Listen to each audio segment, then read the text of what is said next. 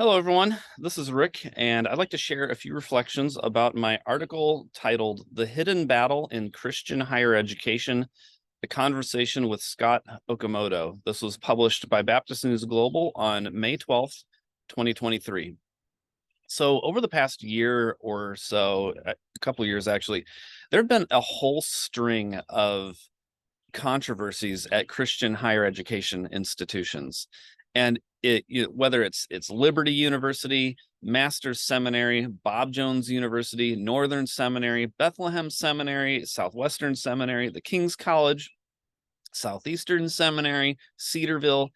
It's like a lot of the major players in evangelicalism today, from conservative to even some moderate, they're having a bunch of controversies that's gotten a bit over the top with power struggles and financial issues and abuse issues.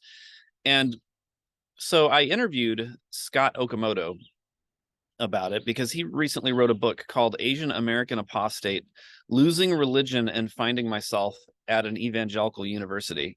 And I wanted to get his thoughts because he has a really good book. I highly recommend it. And I wanted to hear some of his story as well as talk through some of my own experience as a graduate of both Bob Jones University and Northern Seminary to kind of get some perspective on what's going on here. And I think what's really happening is that there is an identity crisis at these educational institutions that's playing itself out in a power struggle with local churches. And so I've actually heard, as my article spells some of this out, I've actually heard from some professors that have reached out to me and have told me, yes, this has been our experience too. And I think that it's important for us when these stories of controversy happen at these schools. It's important for us to report them. It's important for us to analyze them.